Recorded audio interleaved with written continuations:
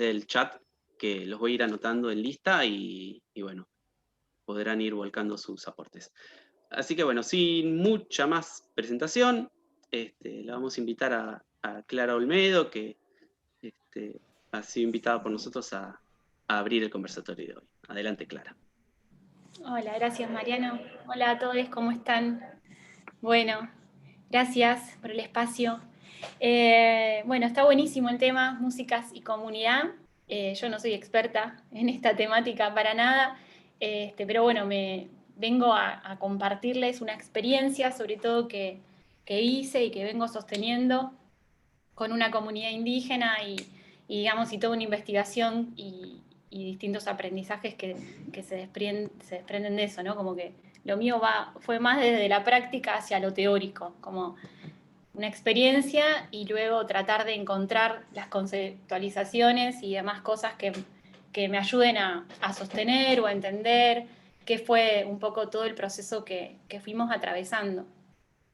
Así que bueno, se trata de esta experiencia que es un taller de canciones en lengua com que comencé a coordinar junto con una madre de la comunidad que se llama Ana Medrano en el barrio Toba de Presidente Erqui, que queda más o menos a 50 kilómetros de Capital.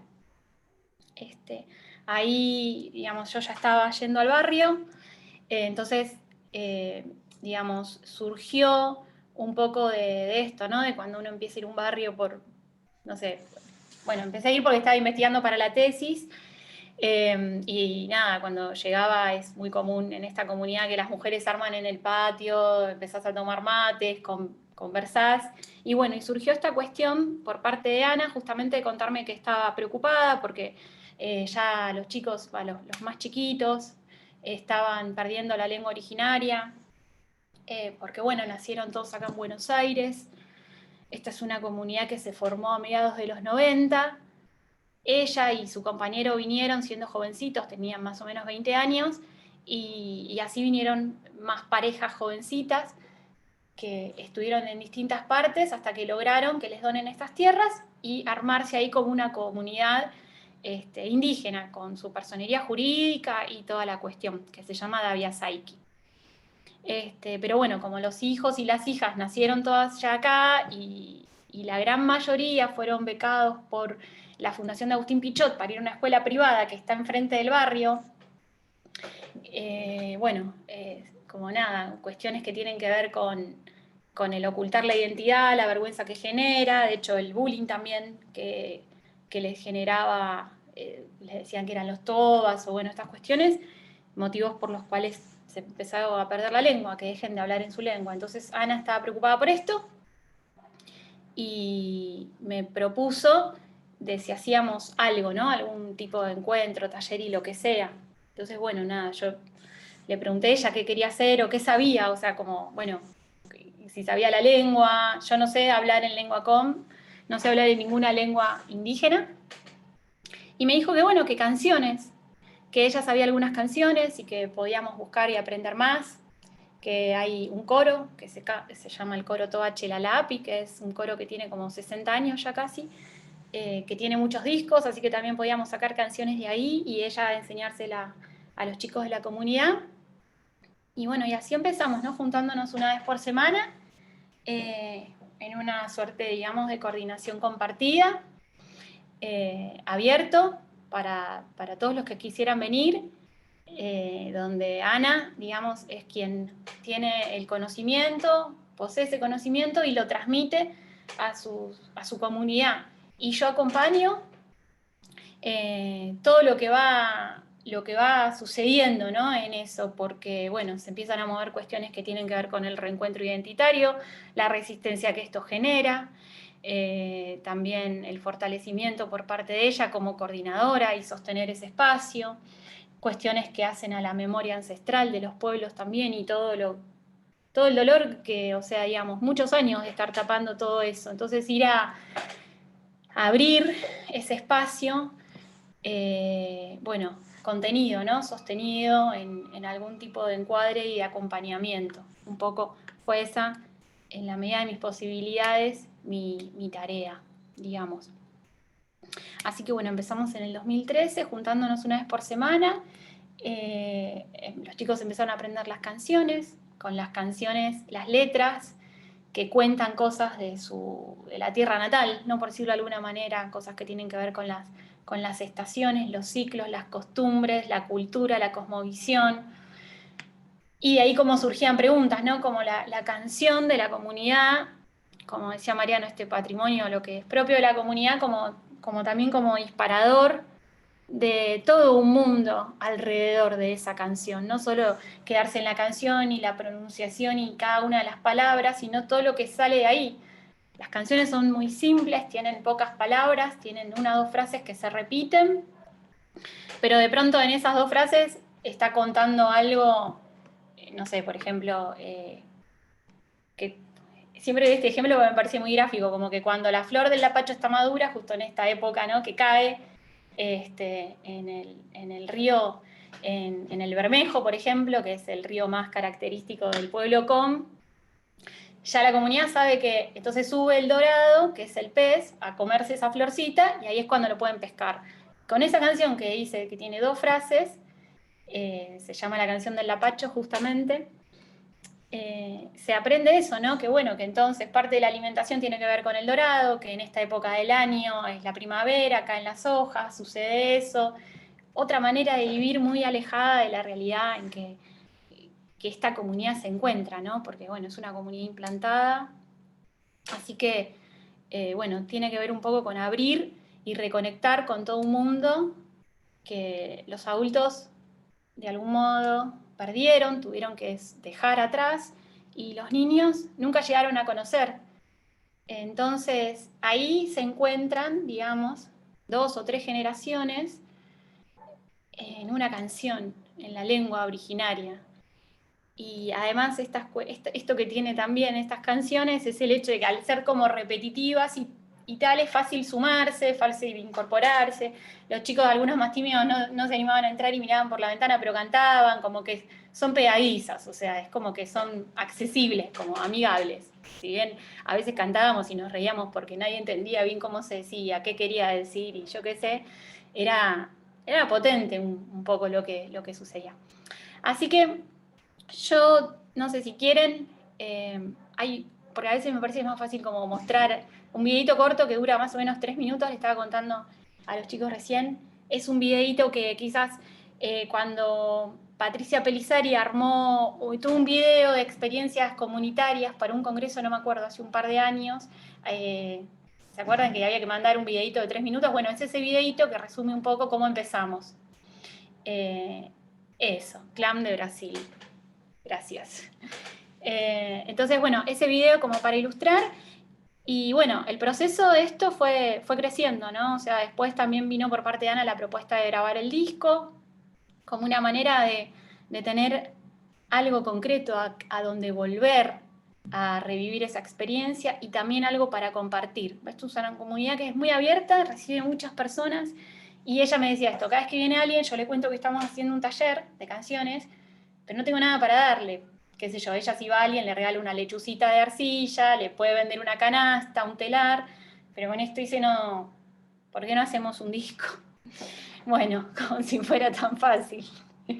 Pero bueno, ahí nos pusimos en esa aventura también de hacer un disco interpretado por ellos, que pudiera ser después presentado en vivo también por ellos, pero también con una cuestión de que diera cuenta de un encuentro, ¿no? Porque no es meramente indígena el disco, ni la experiencia, y tampoco es meramente no.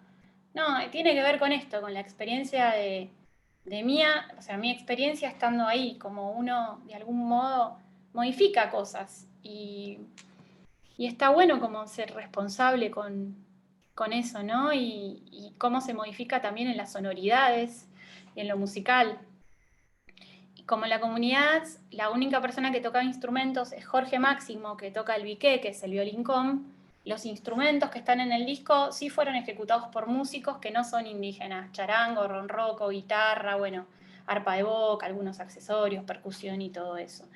Entonces surgió algo que, bueno, que es como nuevo, ¿no? Que, no sé, a mí me gusta como pensar que quizás es como podría sonar un encuentro cómo sonaría un encuentro. Por lo menos ese encuentro y en ese momento, ¿no? Si congeláramos así el tiempo, bueno, ese encuentro sonó así. Si hoy volviéramos a hacer esa experiencia o si la hiciéramos en otra comunidad, sonaría diferente. Pero si congeláramos el tiempo ahí y dijéramos, ¿cómo suena esto, no? Nosotros que somos musicoterapeutas, me quedé como muy agradecida de ese disco y conforme porque siento que sí, que así sonaban esos encuentros, ¿no? Como algo de eso. Bueno, así que grabamos el disco, ahí ya el taller se achicó, dejó de ser abierto, porque bueno, necesitábamos permiso de los padres, no todos los padres autorizaban, aparte teníamos que ir a estudios, aprender bien las canciones, las partes y tal, y se redujo al grupo que fue con mi compi, lo grabamos y lo presentamos en vivo. Y también la presentación fueron las mismas personas que grabaron el disco, y también ahí se cerró el grupo. Con lo cual, hace mucho que el barrio no tiene un taller de canciones abierto. Porque bueno, desde el 2017, o sea, el 2016 fue el último año, 2017 estuvimos grabando el disco, y en el 18 ensayando. El año pasado yo estuve enferma, no pude hacer el taller, bueno, y este año pandemia, o sea que está ahí la cosa. Bueno, no sé, ¿quieren que les muestre el videíto? ¿Quieren contar algo? ¿Sí? Bueno. A ver, espérenme.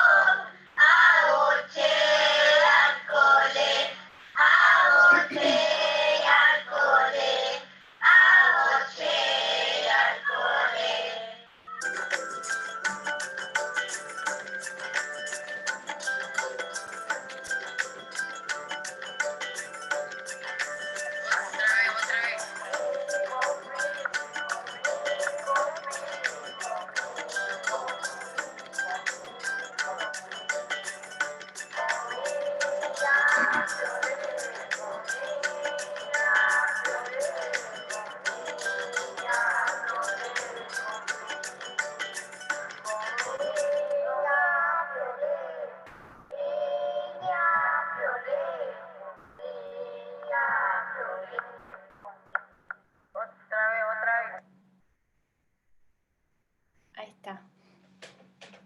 Bueno, eso, o sea, hoy veo eso y digo, hay un montón de cosas que aprendí, que no pensaría de la misma manera, bueno, nada, todo este recorrido, ¿no?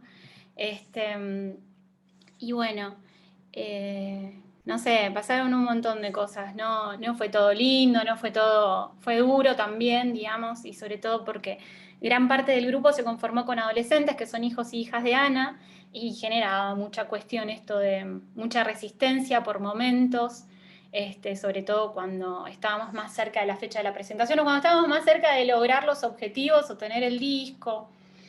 Empezaban como ciertas resistencias, ¿no? De no querer ir a los ensayos o preguntar por qué. También una cuestión con cuestiones que son bien específicas de de la idiosincrasia indígena, ¿no? Los tiempos de la palabra, los silencios, las esperas, y bueno, y eso totalmente compatibilizarlo con los ritmos que uno trae y con esto de sentir que la dinámica grupal que no decaiga, que esté, y bueno, es otra cuestión, es otra cosmovisión justamente, así que también mucho para aprender de todo eso, de los tiempos, de los ritmos, desde las velocidades, los pulsos, las entradas, y si bien yo nunca me profundicé demasiado en cuestiones más de la musicología, de la música sí entender que no había una manera de decir, bueno, entramos a tierra o entramos era como, ahí vamos, ¿no? Como en un andar constante que te mantiene alerta y atenta porque no es algo a lo que nosotros vamos quizá más en automático. Así que bueno, luego de eso, así como Ana dijo, bueno, ¿por qué no hacemos un disco? Después ella y Jorge Máximo, que es un músico que se sumó, el papá de una de las chicas que iba al taller, dijeron, bueno, pues no lo presentamos. Bueno, así que encaramos eso de presentar el disco en vivo, con la idea también, o sea, en la grabación participaron ellos, en los arreglos, en las opiniones, fue todo muy así. Ya en el momento de la presentación del disco y la preproducción y todo eso no hubo tanta participación porque, bueno, tareas como muy de la producción, conseguir el teatro, hacer, no sé, difusión, prensa y tal, no. Pero sí, en qué arreglos íbamos a hacer, que cada uno de ellos presente una canción y cuente por qué, qué quería decir la canción, cada uno eligió qué canción quería presentar, contaban qué significaba, cada uno de ellos se presentó y bueno, la verdad que eso fue una experiencia que salió hermoso, realmente salió hermoso. Y también nos quedamos ahí, ¿no? Como hicimos esa presentación y nada más. Es un proyecto que cuesta sostenerlo porque, bueno, se necesita un equipo, también una cosa que aprendí, una cosa que aprendí es que no se puede hacer un trabajo comunitario sola, es incoherente y es algo que yo hice. Ir sola a una comunidad, hacer un trabajo comunitario y... Entonces, bueno, en ese sentido también parar un poco las rotativas de mi parte y decir, esto esperará el tiempo que haya que esperar hasta que se pueda conformar un grupo y ir a hacer un trabajo comunitario en comunidad también, uno, ¿no? Con su gente, con su comunidad. Así que eso fue como una cachetada también, ¿no? Así que bueno, si quieren les muestro, como esto fue el principio, les muestro cómo terminó cuando presentamos el disco, esta misma canción. Este es el único video que tenemos en la presentación, no pudimos todavía editarlo, está todo filmado re lindo, pero no lo tenemos editado. Y también es la canción de cuna. Les cuento que hay muchos músicos invitados en el escenario. La banda con mi compi eran los 7 chicos y chicas, Ana Medrano, Jorge Máximo, todos ellos más Marcos O'Farrell y yo, que somos musicoterapeutas. Y como músicos de la banda para la presentación estaba Anita Richard, que también es musicoterapeuta, en Ron Rock y Charango, y Agustín Lumerman. Pero en este video hay más gente en el escenario porque, bueno, teníamos más invitados, digamos. No es que todo eso era con mi compi. Así que, ¿quieren que se los muestre? Ahí vamos. A ver, espérenme que este no lo tenía muy preparado.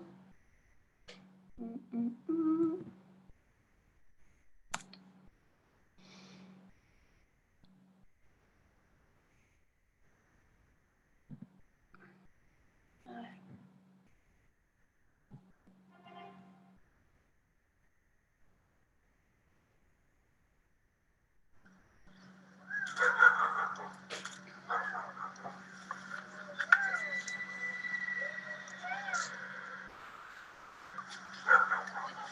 Sí, me enseñó esa canción y cuando éramos un poquito más grandes, 8 o 10 años, ya cantamos yo cuando la hacía dormir mi hermano y cantaba esa canción.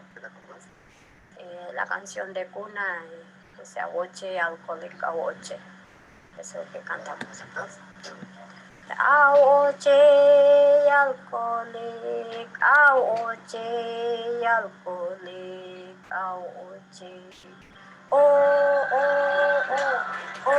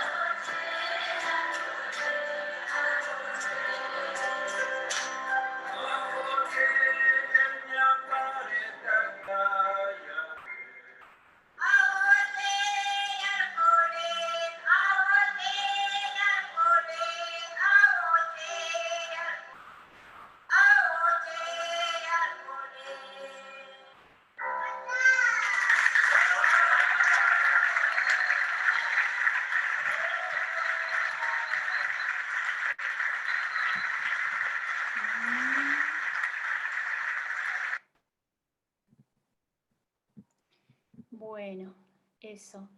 Ahí iba a decir algo y me olvidé. Para mí principalmente lo importante de haber podido presentar el disco era un poco como una cuestión, no sé, como un quiebre identitario, ¿no? Como un punto de inflexión, de tener esa posibilidad de darse a conocer desde lo que son, desde lo que tienen, o sea, que los vayan a ver a ellos, no por la necesidad, porque bueno, hay un barrio necesita alimentos no perecederos, lo cual sí, se necesita, es cierto, y sobre todo en estos momentos. Pero decir, cambiar ese lugar, ese rol, estar en otro lugar, pero desde lo que son, desde lo que tienen, como algo distintivo que convoca. El teatro estaba lleno, y si bien fue un montón de gente, familiares y toda la gente que nos quiere, también hubo un montón de gente que compró la entrada. Entonces, realmente generaba interés ir a escucharlos ahí a ellos en su lengua y con sus canciones. Así que eso fue también como un poco... y estar sosteniendo con Marcos hasta último momento, bueno, a los chicos, a las chicas, en eso, subirse al escenario, presentarse, decir su nombre, presentar la canción, qué significa, toda la gente, en fin. Pero la verdad que, bueno, fue una experiencia, la verdad, muy, muy linda, muy significativa. Y ahora estamos ahí, en una pausa, tratando de organizarnos para hacerlo nada más sostenido, con acompañamiento de otra manera y también con ganas de poder hacer, no todo esto de grabar disco y presentación, no tanto, pero sí talleres de música en lengua originaria en otras comunidades. Así que, y de hecho hay un par de mujeres de una comunidad coya y una comunidad en Formosa que se contactaron conmigo porque querían si podíamos hacer los tallercitos y demás. Y me dicen qué lindo sería poder ir a todos lados, ¿no? Así que bueno, eso. Gracias, Clara. Muchísimas gracias, Che, por compartir No, tu ustedes por trabajo. escuchar. Capaz, no sé, me parecía oportuno abrir espacio por si alguien tiene alguna consideración para hacer sobre lo que expuso Clara o alguna pregunta. Yo algunas cosas me quedé pensando ahí. No sé si alguien tiene... No, yo pensaba un poco, esto capaz Clara te preguntaba, cómo es intervenir, ¿no? Como profesional, sobre este patrimonio cultural que ya viene dado y que uno está fuera de eso, ¿no? Y por lo que contabas vos de tu trabajo, un poco también el objetivo, además de rescatarlo y ponerlo en valor, también era hacerlo visible. Entonces, ¿cómo es estar en ese proceso de hacerlo visible, interviniendo quizás en una música y una cultura que uno no está muy empapado, no conoce tanto, y conservar esa esencia sin contaminarlo? Y en principio lo de rescatar me suena como que no me suena mucho, ¿no? No es tanto como eso, es más bien como acompañar a alguien de la comunidad que siente como esa motivación o esa necesidad, o se le ocurre que por ahí hay algo que es necesario hacer, ¿no? Como importante tener como ese trabajo en equipo en ese sentido. Y no sé, a mí me parece que es todo un aprendizaje, por lo menos como para mí esto que yo decía, ¿no? De los tiempos y justamente y no contaminar y también saber que es imposible, o sea, que eso no quede así tal cual como antes, pero eso en todos los sentidos. Nosotros estamos en un lugar y querramos o no, eso se modifica, o sea, estamos modificando algo y el contexto también nos está modificando a nosotros. Entonces, está bueno saberlo. No se puede ser como 100% aséptico. Se me confunde con escéptico, pero no, no se puede ser 100%, es, digamos, también entender eso. Eh, por eso me parece como una responsabilidad en un sentido, porque era como, de pronto era silencio en el grupo y bueno, silencio. Ana, ¿qué querés que enseñarle alguna canción a los chicos? Lo que quieras, no sé, Clara. No, lo que vos quieras. Silencio, silencio, se iban, entraban, se empezaban a matar. Bueno, no hago nada, no digo nada. sostengo ahí, es así, digamos, fue así como todo bastante un aprendizaje, pero me encanta esa manera, o sea, me parece que está bueno, me parece que está bueno. A mí me sirvió un montón. Y una cosa muy curiosa también que también a mí por lo menos me sucedió y que ahora estoy como también revisando es en esto de acompañar al otro en el encuentro con su propia identidad a través del mundo sonoro, cuánto de la propia identidad también uno encuentra en eso, ¿no? Sonora y musical, de toda su historia y de toda su búsqueda y del lugar hacia donde va también. Entonces, tener claro qué pasa con la identidad también de uno, porque eso también se está poniendo en juego. Así que bueno, un poco eso. No te sabría dar una respuesta exacta. No, está perfecta la respuesta. Caro tiene algo para No, preguntar. hermoso, hermoso. Hermoso para este viernes, terminar así, escuchando eso. Primero, gracias.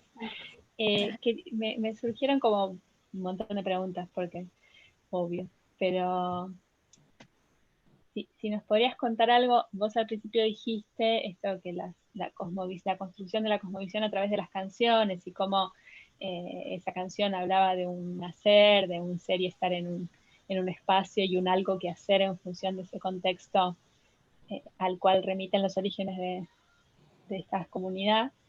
¿Qué pasaba con el entorno de Pilar, del barrio, y algo de eso si se ponía en juego? Y otra pregunta más que tiene que ver con tus percepciones, no sé si vos evaluaste esto en términos investigativos, no lo sé muy bien, pero si no es del ser y pensar, esta construcción que fueron haciendo las niñas respecto a encontrarse con eso y reconocerse y asumir esa, bueno, capaz que no lo asumieron del todo, digo, el reconocimiento lleva todo un trabajo y todo un tiempo. ¿Qué cambios pudiste percibir o cómo fue eso? Sí, bueno, con respecto a la primera pregunta, estar ahí en Pilar, o sea, es un barrio que está como más alejado, tipo a 10 cuadras de la estación de Derqui, pero sí, enfrente una escuela religiosa, cara, donde van chicos de los countries de Pilar y todas estas cuestiones y ese choque. Y en principio esta cosa, ¿no? De mucha vergüenza. De hecho, Antonio La Palma estuvo haciendo un trabajo ahí con la psicopedagoga de la escuela y detectaron eso, que había bullying en relación a los orígenes indígenas de los chicos. Al final, la mayoría se fueron, van a escuelas públicas hoy y están felices en las escuelas públicas. Entonces, eso por un lado. También el barrio, ahora ya hay mitad de la comunidad es com y la otra mitad es paraguaya.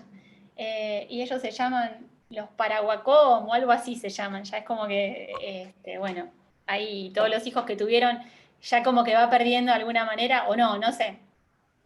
Y más allá de estar geográficamente en Pilar y esto tener esta escuela enfrente y tal, no toda la gente de la comunidad quiere volver a autopercibirse indígena.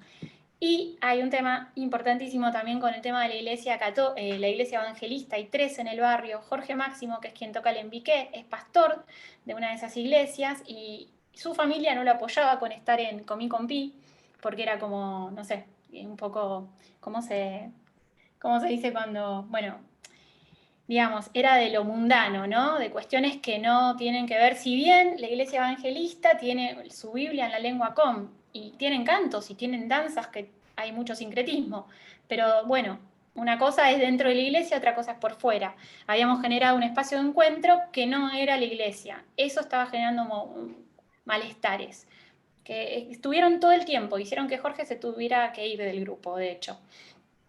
Y por otro lado, lo que me decías de los chicos, a mí me pasó una cosa muy linda que fue que de pronto ellos me pedían entradas para venderle, por ejemplo, a sus compañeros en el cole, a la maestra, invitaron a la maestra o querían discos, iban, les vendían los discos, después estaban chochos porque tenían esa plata, digamos, pero por eso digo, como un cambio de rol también, como, bueno, nada, poder presentarse desde otro lugar, además de todo eso, por cómo se suelen conocer a las comunidades indígenas hoy por hoy, que es por todas las necesidades que tienen, que son ciertas, que puedan conocerse y presentarse con sus pares también desde un lugar de tener algo que les es propio, ¿no? Entonces ahí sí pasaban un poco esas cosas. Pero sí, como decís, es un proceso que empieza y no sabes cuándo termina. Y también ellos mismos se resisten muchas veces. Así que, sí. Buenísimo. Gracias, Clara. Caro, ¿vos tenías alguna pregunta? Sí, mi pregunta creo que un poco Cecilia ya la preguntó. Y quería aprovechar esto, justamente esto de las resistencias que vos señalabas, ¿no? Como, bueno, estos cambios provocan también resistencias, y quería preguntarte cuáles fueron tus propias, si tenés ganas de compartirlas, ¿no? Tus propias resistencias, porque por eso mismo que vos decías, una viene con un bagaje cultural y hay que encontrarse con otro, ¿no? Esto como decían, los silencios, otra manera de entrar a tierra, bueno, ¿qué es eso? Está buenísimo eso. A ver si tenés algo para Sí, contarnos de eso. sí, no, todo el tiempo. Aparte yo personalmente no soy una persona ni muy lenta, ni muy relajada, ni muy silenciosa. Entonces era como justamente súper contrastante conmigo. Por eso digo que está buenísima esa experiencia de pasar por eso, es como todo un desafío. Y por eso, y también por eso digo que es re importante hacerlo en equipo. Ya cuando yo iba sola, no tenía cómo saber si lo que me pasaba a mí era que yo estaba encabronada por algo que a mí me costaba. Yo sentía que no podíamos estar marcando esos tiempos, pero había que tener un parámetro. ¿Cuándo empezamos a cantar todos juntos? Hacemos un 1, 2, 3, entramos. Entonces decía, bueno, que ellos, a ver, alguien quien quiere ser el director, den el comienzo, había que buscar una manera de entrar. Entonces, hay como una cuestión.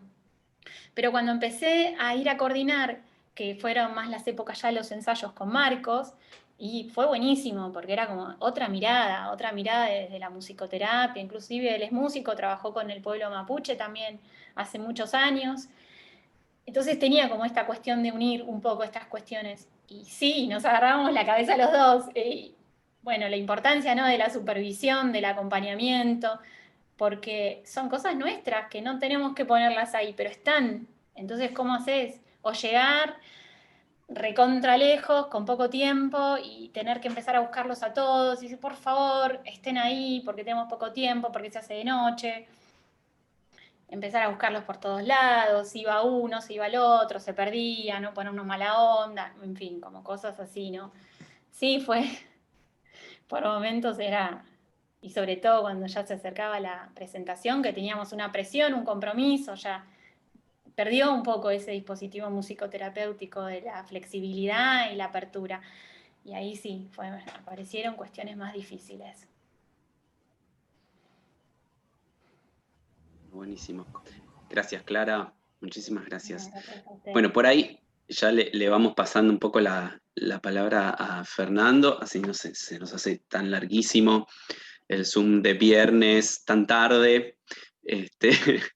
Así que, bueno, y quien quiera, quien esté también interesada o interesado en aportar, me avisa por chat. Dale. Adelante, Fernando. Gracias por aceptar la invitación. A Clara también, muchísimas gracias. ¿Qué tal? ¿Cómo va? Soy Fernando Paredes, veo caras conocidas. Con Virginia estuve esta semana en un TREF, también en una clase. Así que, bueno, creo que es el quinto Zoom de la semana. Y con Clara, hace ya varios años que teníamos las ganas de hacer algo juntos. Así que este Zoom vale como eso, ¿no? Inclusive, creo que hace unos programas atrás, de una radio que estamos haciendo, llamé a Clara y demás. Así que lo tomo en cuenta como parte de eso. Les cuento, bueno, soy musicoterapeuta, pero trabajo en educación hace muchos años. Cuando escuchaba el relato de Clara, pensaba en las diversidades que trabajé, las poblaciones diversas que trabajé, y la construcción del proyecto que les voy a contar tiene que ver con muchos años de trabajo en distintos lugares y tratando siempre como de adecuarme o de resonar con ese otro, ¿no? O sea, siempre tuve en cuenta ese otro y creo que en algún punto viene también como un colorario de lo que venía trabajando en la Colifata, en el Borda. que fue justo cuando me estaba recibiendo. Entonces, a partir de todo eso, hace unos 7 años atrás, más o menos, 8, empecé a trabajar en el Bajo Flores, en la ciudad de Buenos Aires, en escuelas. Tomé un cargo docente en ese distrito escolar, que es el distrito escolar 19, y empecé a resonar de una manera singular. Años antes había trabajado en una escuela en Ecuador, y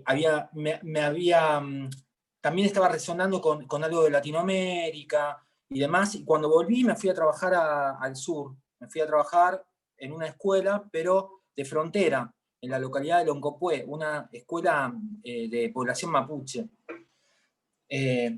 Con lo cual ya me estaba haciendo la pregunta de ¿qué tengo que enseñar acá? ¿Qué hago? O sea, no podía enseñar con los criterios que podía enseñar acá en mi barrio, por ejemplo, ¿no? Algo de eso me venía preguntando. Cuando llego al distrito escolar 19, me encuentro con esta otra diversidad del barrio, ¿no? Entonces, frente a eso, empecé a resonar de alguna manera. Ya cuando bajaba desde el colectivo, hay unas 4 cuadras que separan el contexto de trabajos en la Villa 1114, y ya hay unas 4 cuadras que separan y da mucha información. A cualquier transeúnte te pregunta quién es el extranjero, ¿no? Te haces esta pregunta: ¿quién es el extranjero? ¿Es el otro que acude a la escuela? ¿Soy yo? ¿No? Particularmente en esta escuela sucedía algo que las maestras, amparadas en un mito de peligrosidad del barrio, que había ocurrido un incidente con una maestra hacía muchos años atrás, entraban en camioneta. Entonces, por 4 cuadras, a mí me llamaba la atención, entraban en camioneta, en una combi. Entonces, yo en esas 4 cuadras iba resonando a pasitos que daba hasta llegar a la escuela. Me venía una ola de información no verbal muy interesante, que era algo de lo que estuvo hablando Clara, ¿no? De esto de se me iba modificando mi identidad, y se me iba modificando mi identidad en relación a las identidades que yo había construido también como docente en Ecuador, en Guayaquil, no sé, en el sur. O sea, algo me venía pasando con alguna cosa. Por ejemplo, los desayunaderos de la mañana. O sea, ir a trabajar y en esas 4 cuadras encontrar desayunaderos de comida boliviana a la mañana, o la búsqueda laboral de otras maneras de búsqueda laboral, no quizás como estamos acostumbrados, en la esquina de Cobo y Curapaligüe, ¿no? Por lo cual todo es de costureros. Con lo cual ya entraba a la escuela y ya no sabía dónde estaba. Ya eso me pasaba. Y después, cuando entraba en la escuela, había algo que yo capaz que hoy lo puedo pensar un poco más con los criterios de Kusch, esto de la pulcritud y lo sucio, lo que veía afuera y lo que veía en la escuela, ¿no? La escuela impoluta, ¿no? Con otros cánones, todos esos olores no estaban, los olores de comida que yo venía transitando, todo eso que me iba modificando, ¿no? Y tampoco estaba en el discurso escolar ese otro presente, ese otro barrio. O sea, la escuela funciona como una escuela de cualquier otro contexto educativo, ¿no? Entonces, empezamos a tejer algunas estrategias con otros colegas de música a partir de un colectivo. Formamos un colectivo de músicos y tratamos, porque también nosotros lo que veníamos era recibiendo capacitaciones con otros modelos de educación, pero que ninguno tomaba esto de pensar la comunidad. Entonces, empezamos a pensar cómo podíamos intervenir desde lo sonoro en esa comuna, y cuáles eran los problemas que aparecían, porque también había una dicotomía en el discurso docente entre nosotros y ellos, ¿no? Ellos, y siempre aparece esto de el otro que tiene la antena de DirecTV, y algunos discursos xenófobos construidos por la escuela, ¿no? Entonces, a partir de eso, empezamos a tejer una posibilidad de un disco. Era una experiencia, un dispositivo que yo había trabajado también en la Colifata en el año 2001, que era un disco con intervenciones de lenguajes originarios, canciones, lenguajes en jerga. Y la idea de esto era poder llegar a las dos comunidades, comunidad de docentes, comunidad de familias, ¿no? Teniendo un discurso de lo que nosotros veníamos escuchando. Esto que yo venía escuchando por fuera de la escuela y que la escuela no recibía. Entonces, empezamos a trabajar en este proyecto, que en principio se llamó Proyecto Disco, porque grabamos un disco en estudio urbano, donde llevamos familias, alumnos, alumnas, y con vecinos también. Y empezamos a grabar unos temas. El proyecto se llamó Aini. Aini en Aymara quiere decir ayudarse unos a otros. Y le pusimos Aini porque era un lenguaje conocido por las familias migrantes, en su mayoría de Bolivia, de Perú, de Paraguay, ¿no? Bueno, esto sucedió en 2014, seguimos trabajando un montón. Y bueno, algunas de las cosas que hicimos con Aini, bueno, vamos por el tercer disco ahora, ¿no? Seguimos con Estudio Urbano, con la posibilidad también de armar un cuarto disco con otras experiencias sociales, y abrimos también como esta beta del Estudio Urbano, que es el estudio del gobierno de la ciudad, para proyectos sociales y para estas otras voces que aparecen en las instituciones. Y bueno, tenía ahí unos fragmentos de videitos y cosas que le pasé a Carolina recién en el chat. Te voy diciendo porque no te los marqué, pero... Dime con cuál querés arrancar. Te mandé 3 últimos. Bueno, el primero los voy comentando, el segundo y el tercero. Pues, sí, esos 3 y los vamos cortando, cualquier cosa. Son chiquititos. Bueno, creo que los tengo en el orden que vos me los pasaste. Bárbaro. Sí, vos cualquier cosa me decís. Sí, no importa. Sí.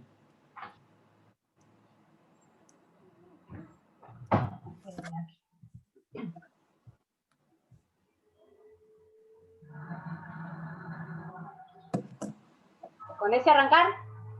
Sí. Bien.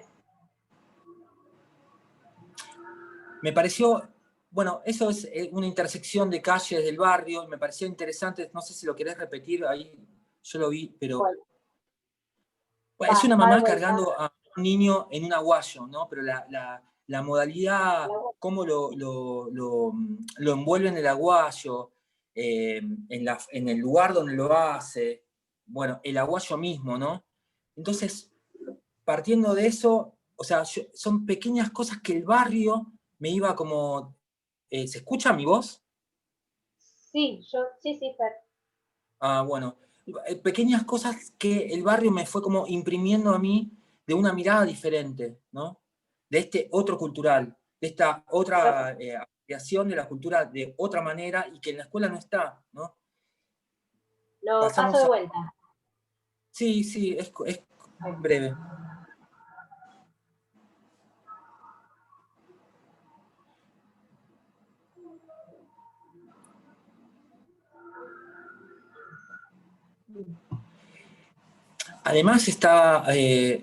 Además, bueno, ahí después hay otro más. El aguayo de por sí tiene una información cultural, el aguayo como tela, que yo lo apropié para pensar que también era una herramienta mía de comunicación. O sea, me pasó esto que contando el proyecto, viajo y me invitan a Italia, viajo a Italia y viajo con aguayos envolviendo los instrumentos. Entonces, cuando envuelvo los instrumentos en aguayo, vienen unos niños que eran ecuatorianos y me empiezan a hablar del aguayo. Y entonces, lo que yo empecé a ver en el aguayo es que el aguayo mismo tiene una información cultural que es antiquísima. De hecho, la forma de cómo esa mamá acuna o lleva en la espalda, sostiene a ese niño, es una información que viene de hace miles de años, ¿no? ¿Podemos pasar el otro videito? El que está, creo que abajo, de que te pase. A ver, ¿es este? No, el anterior. ¿Es este? A ver. ¿Este que dice radio? Hay otro, el primero debe ser, el primero. El aguayo, Aini. Ah, ¿no lo habré copiado? Está La Mariposa, está Radio Aini. Ahora ponemos otro.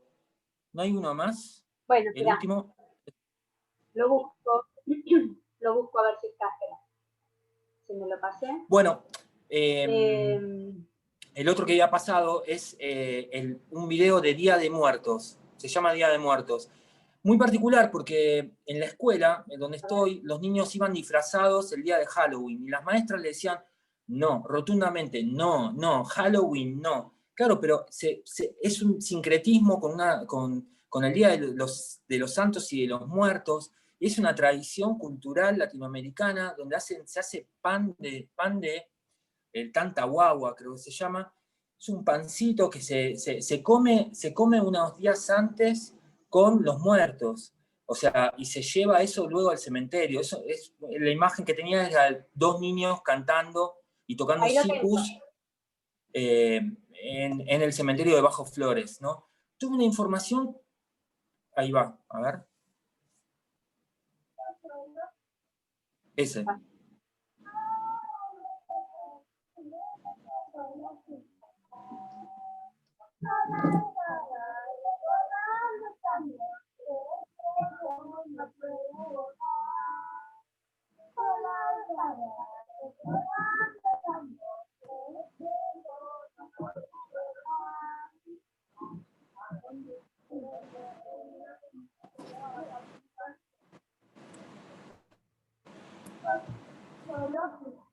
Bueno, ahí están dos niños de la escuela de música del barrio, también de la escuela de música del barrio 19, de Soldati, del distrito 19, cantando en el cementerio, y una de las cosas que dicen hablan de la música, la melodía es de la lambada, y dicen esto que ni el queco va a poder como dejar de hacernos recordar esta pérdida, ¿no? El equeco, el dios de la abundancia y demás. Hay una información cultural en toda esa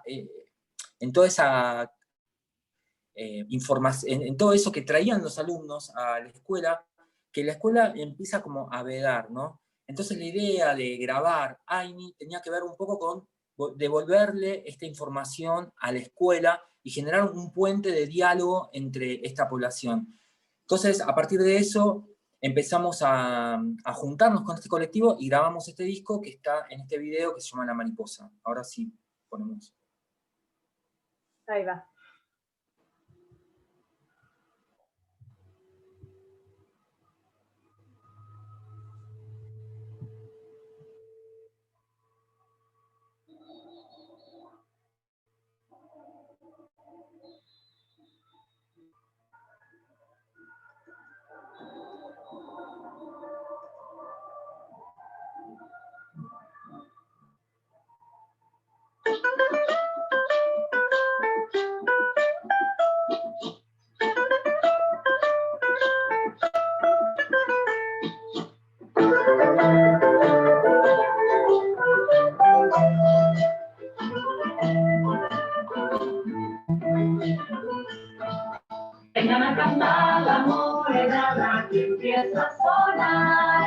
Bueno, ¿se escucha mi audio ahora?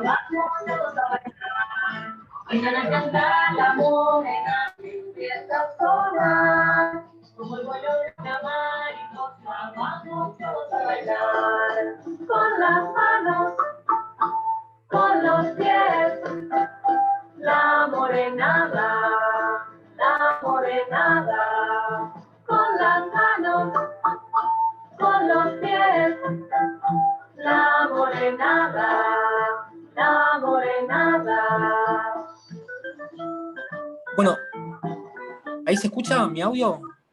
¿Sí? ¿Me bajo un poquito? Ahí va. Bueno, todos trabajamos en nivel inicial. La idea de tocar la morenada tuvo que ver con una intervención pensada, porque la morenada es patrimonio cultural de Bolivia.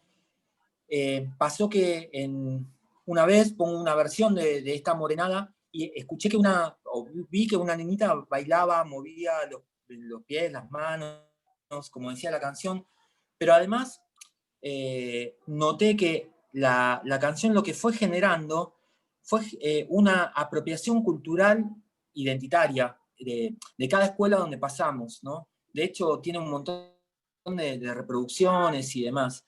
Y los docentes la empezaron a tomar, ¿no? Este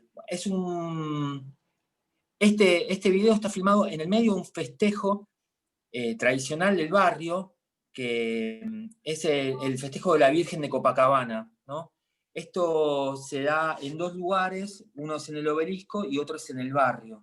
Y es como el festejo más grande de la comunidad boliviana. Por eso también queríamos como tenerlo en el video, ¿no?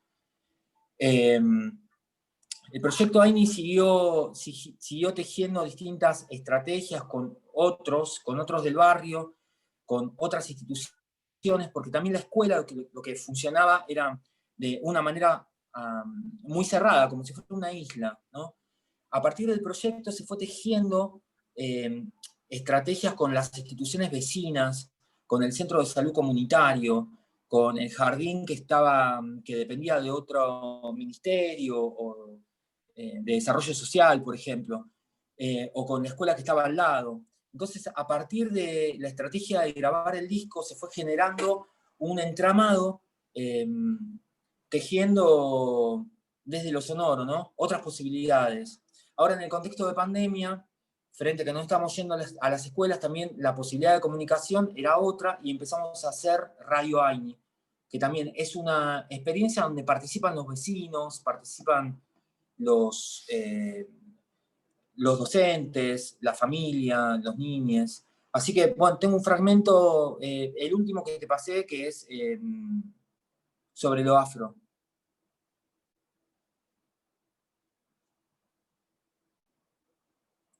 Para que me desmuteo, ahí lo pongo.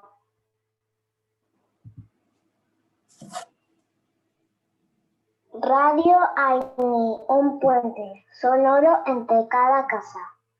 Este proyecto se llama AINI, y AINI en Aymara es ayudarse unos a otros, o poner un granito de arena para cosechar buenas cosas mañana. Es la herencia cultural de la negritud invisibilizada por América, blanqueada por los manuales escolares y por la construcción de ese mito del ser nacional blanco. Hoy, en Radio AINI, el legado de lo afrodescendiente. ¿Qué es ser afro? Es una historia larga, pero trataremos de hacerlo brevemente.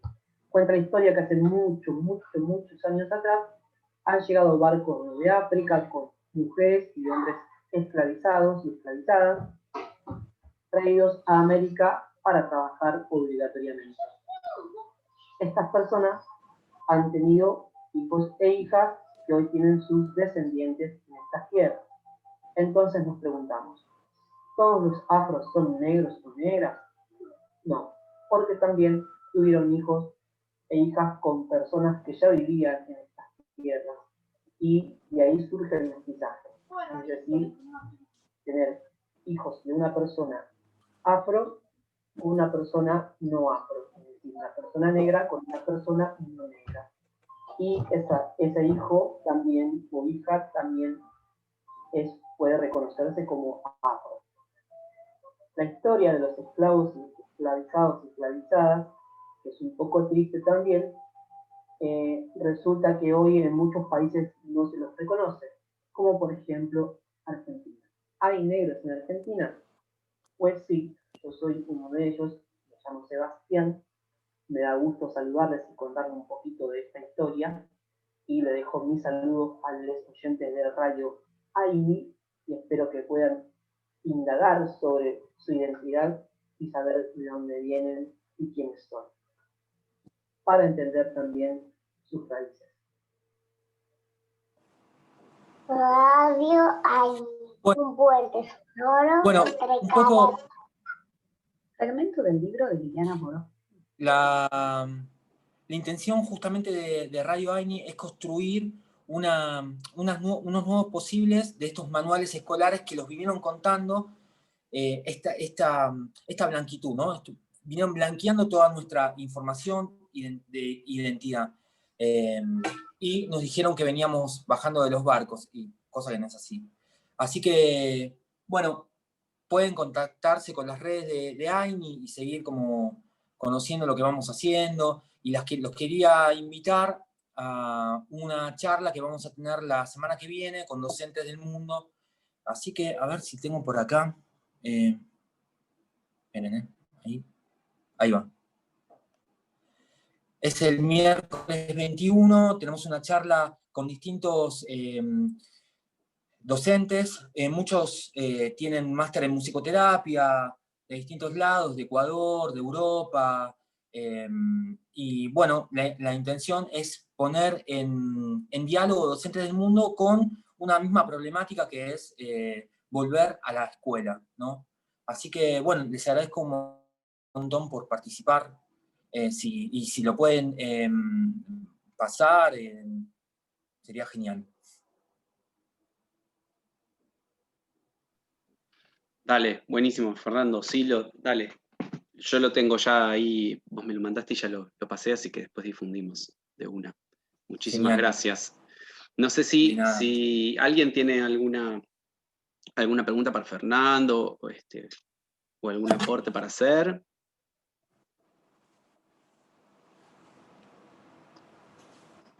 A mí yo me quedé pensando bastante lo que decías, Fernando, sobre esto de que uno cuando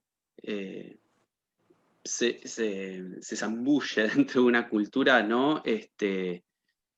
Cómo esa vivencia a uno lo sensibiliza y de pronto también aparece la empatía, ¿no? Entonces, me pareció genial eso, como el comienzo de todo, y después el resto, pero esto de poder empatizar con la cultura, sumergiéndose y vivenciándola también.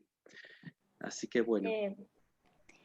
No, y yo ahora que más me interioricé más con el trabajo de Fernando que habíamos estado hablando, pero qué interesante, o sea, es como esto, ¿no? De llevar el paisaje sonoro del espacio donde se habita al espacio de música, o sea, incorporarlo, como sumar todo eso, todas estas cosas que vos decís que escuchabas, los olores, los sonidos, lo que veías en esas 4 cuadras, incorporarlo, ¿no? Como está buenísimo también eso, ¿no? Y qué loco que la escuela, claro, como una isla dentro de la comunidad, que haya que llevarlo para que después, algo que está, haya que llevarlo, mostrarlo para que pueda volver a salir, digamos, una cuestión. Sí, aparte me parece esto, que es imposible que el contexto no se haga texto.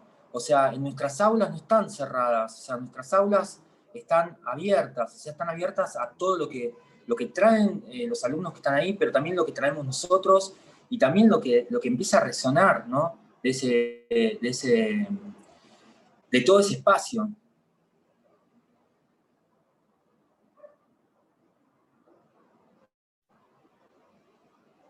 Bueno, buenísimo. Tenía para aportar respecto de esto, ¿dónde están las barreras? Porque aquí, digamos, la barrera no es solo geográfica, ¿no? Estando enclavado en el barrio, ahí hay una barrera cultural que no permite esa circulación, ¿no? Una de las cosas que también pasó en esta escuela es que, o sea, bueno, además todo esto fue con mucho trabajo y con mucha discusión, ¿no? Entonces, o sea, no es que fue agradable contar esto en la escuela, o sea, fue con mucho pesar. Pero, o sea, terminé renunciando en la escuela. Pero una de las cosas que vi es que en el proyecto educativo institucional que se llama PEI, estaba la palabra transcultural.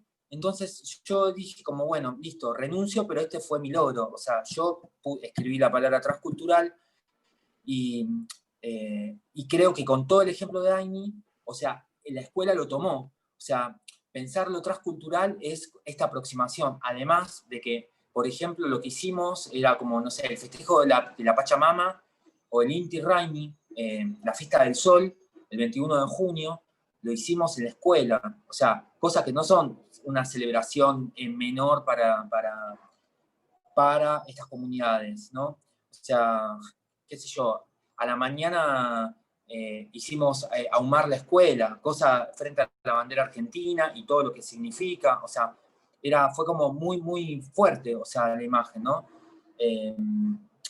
Así que, bueno, nada, creo que estas instancias lo que van dejando en esto, por ejemplo, yo en la institución, es la impresión de un nuevo manual que tiene que ver con esta impronta de nosotros como musicoterapeutas, resonar con el otro. O sea, en la medida que estamos nosotros, también esto, ¿no? Valorar el trabajo del musicoterapeuta en la educación, porque trabajamos como resonadores, como una gran caja de resonancia, y lo que hacemos es amplificar el discurso de ese otro.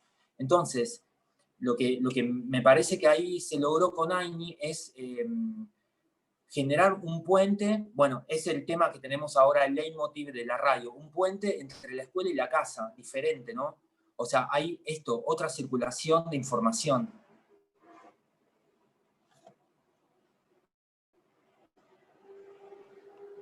Buenísimo, mil gracias, Fernando. Muchísimas gracias por tu soporte. Vicky quería aportar, ¿no? Adelante. Sí, bueno, hola a todos, ¿cómo están? Qué lindo compartir. Perdón que entré un poquito tarde, así que tal vez esto ya se dijo, así que perdón. Pero lo que yo voy aprendiendo de los comunitarios, como yo los llamo así, ¿no? De los colegas que van a territorio es que mucho, o sea, lo que siempre me quedo pensando es cuánto uno puede tomar de las premisas con las que los colegas van al barrio, o a los barrios, o a las comunidades, para el trabajo clínico, ¿sí? O para el trabajo en esta, o sea, ustedes, digo Clarita, o ahí le estoy mirando a Cecilia, bueno, Fernando, que para mí son los comunitarios, ¿sí? Aquellos que yo ubico más en esa área porque han hecho como más un trayecto, un recorrido ahí, pero ¿cuánto nos enseñan para quienes hacemos musicoterapia en otras áreas, ¿no? Esto de las 4 cuadras hasta llegar. Yo me acuerdo, bueno, cuando trabajaba en el hospital era cruzar todo ese parque, ¿no? Para llegar, bueno, ahí están Carolina, Inés, que también nos cruzamos en aquellos años en ese, bueno, cruzar ese parque para llegar al hospital, también tenía un montón de, era un paisaje sonoro, ¿sí? Y me ha pasado también en otras áreas en las que cuando empecé a escucharles esta idea, empecé a estar como más sensible a los contextos, no solo de, bueno, de mi práctica, ¿no? Y eso me parece un hallazgo, ¿sí? Como que hay premisas de este trabajo que creo que podemos repensar para otros campos de trabajo y que en todas las veces que las escucho tienen que ver con la sensibilidad al contexto, con tener como mucho cuidado cuando uno entra a las áreas de trabajo, ¿no? Yo a veces pienso, bueno, ¿qué pasa si uno entra al consultorio como Clarita entró a la comunidad de Derqui? ¡Wow! ¿Sí? ¿Qué pasa si uno puede pensar un tratamiento, ¿no? Con un paciente con esa necesidad de saber que tenemos tiempos, que tenemos que desarrollar esa confianza, que tenemos que poder entender el lenguaje del otro, que tenemos que poder no imponer nuestras músicas, sino escuchar las músicas de los otros? Así que bueno, nada, solo quería decir eso y agradecerles porque me parece un aporte muy lindo, más allá del área de trabajo, a la musicoterapia en general.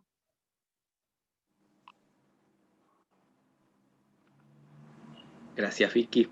Me sumo a ese agradecimiento también. Creo que estamos de acuerdo ahí.